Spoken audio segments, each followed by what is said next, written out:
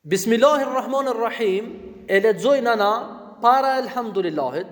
gjithherë sa herë lexohet elhamdulillahi, gjithherë sa herë lexohet surja Fatiha, duhet, është sunet realisht, më lexue edhe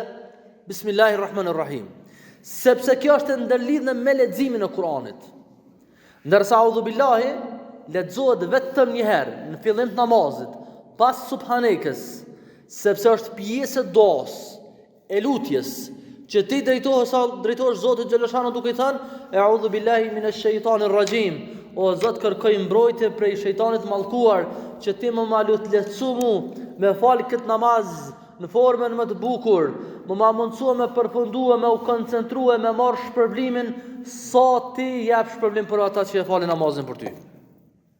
Prandaj audhu billahi është dua dhe lutje që Zoti me të zhveshën, me të lirue prej ndikimit të shejtanit, që me pas mundësi ti me u fokusu, me u koncentru,